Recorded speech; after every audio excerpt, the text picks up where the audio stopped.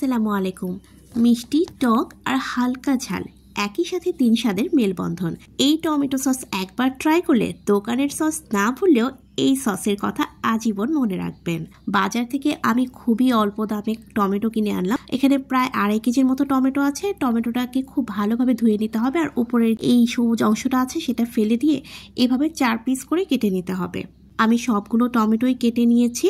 তারপর বড় একটা হাঁড়িতে সবগুলো টমেটো দিয়ে তারপর অ্যাড করে দিচ্ছি লাল যে কাঁচামরিচ আছে সেটা, ফ্রেশটা দেওয়ার চেষ্টা করবেন, আর না থাকলে শুকনো মরিচ দিবেন। 2টা মিডিয়াম সাইজের পেঁয়াজ দিয়ে দিলাম, 4টা লবঙ্গ, একটা দারুচিনি, কয়েক স্লাইস আদার টুকরো দিলাম আর 10-12 কোয়া রসুন। এখন এই সসের একটা মেইন ইনগ্রেডিয়েন্টস হচ্ছে চিনি।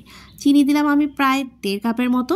তারপর যেটা ছাড়া টমেটো সসটা ভালোই হবে না সেটা হচ্ছে ভিনেগার আমি এখানে দিলাম 1 কাপের চেয়ে কিছুটা কম। কয়েকটা গোটা গোলমরিচ দিয়ে দিতে পারেন আর সাথে দিতে পারেন কয়েক দানা সর্ষে।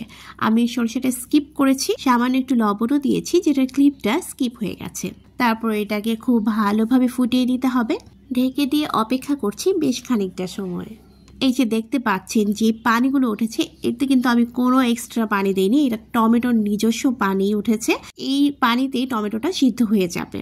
তবে পানিটা সম্পূর্ণ শুকিয়ে নেওয়ার কোনো প্রয়োজন নেই। টমেটোটা যতক্ষণ না পর্যন্ত একেবারে নরম হয়ে মিশে যাচ্ছে সেই পর্যন্ত অপেক্ষা করতে হবে। কিছুক্ষণ অপেক্ষা করার পর যখন দেখা যাবে যে টমেটোটা অনেকটাই সিদ্ধ হয়ে এসেছে, তখন একটা ম্যাশারের সাহায্যে এভাবে একটু ম্যাশ করে নিতে হবে। তাহলে হবে কি ব্লেন্ড করতে সুবিধা হবে। আর যে দারচিনির টুকরোগুলো আছে আর লবঙ্গগুলো আছে সেগুলো হাত দিয়ে তুলে নিচ্ছি। এটাকে ব্লেন্ড করার আগে অবশ্যই ঠান্ডা করে নিতে হবে। ঠান্ডা করে তারপর ব্লেন্ডার জারে দিয়ে আমি ব্লেন্ড করে নিলাম। খুব স্মুথ একটা পেস্ট হবে। তারপর হচ্ছে এখানে একটা ধৈর্যের কাজ, এটাকে স্ট্রেন করে নিতে হবে। টমেটো পেস্টটাকে স্ট্রেন করতে যত সময় লাগে, এছাড়া টমেটো সস বানাতে আর কোনো ঝামেলাই নেই। কয়েক ধাপে টমেটো পেস্টটাকে আমি ছেঁকে নিয়েছি। স্প্যাচুলা দিয়ে এভাবে একটু নেড়ে দিলে কাজটা একটু সহজ হয়। তারপর যে খোসার অংশটা আর বিচিগুলো রয়ে গেছে সেগুলোকে ফেলে দিতে হবে।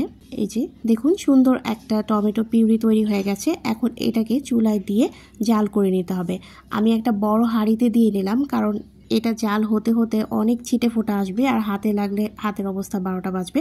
তাই আমি বড়, যতটা সম্ভব গভীর একটা হাঁড়িতে নিয়েছি। এটাকে অনবরত নাড়তে হবে। যখন এটা অনেকটাই ঘন হয়ে আসবে তখন আর সামান্য একটু ভিনেগার অ্যাড করে দিয়ে তারপর নামিয়ে নিতে হবে। আর আমি এখানে কোনো ধরনের কালার ইউজ করিনি, আপনারা চাইলে কিছুটা কালার অ্যাড করতে পারেন। দীর্ঘদিন ভালো রাখার জন্য কৃত্রিম কোনো কিছুই এখানে আমি আর ব্যবহার করছি না। এখন যে টমেটো সসটাকে আমরা স্টোর করবো সেজন্য আমাদের প্রয়োজন হবে ফানেল আর এরকম কাচের বোতল। আর এই দুটো অবশ্যই পরিষ্কার থাকতে হবে আর শুকনো থাকতে হবে, কোনোভাবে যেন ভেজা না থাকে আর অপরিষ্কার না থাকে। তারপর ফানেলের সাহায্যে আমি বোতলে ভরে নিয়েছি। অবশ্যই ঠান্ডা করে ভরতে হবে আর এটাকে ফ্রিজের নর্মাল চেম্বারে প্রায় 1.5 থেকে 2 মাসের মতো সংরক্ষণ করতে পারবেন। আশা করি আজকের ভিডিওটি আপনাদের ভালো লেগেছে। এতক্ষণ সাথে থাকার জন্য অসংখ্য ধন্যবাদ। সবাই খুব বেশি ভালো থাকবেন। আজ বিদায় নিচ্ছি। আল্লাহ হাফেজ।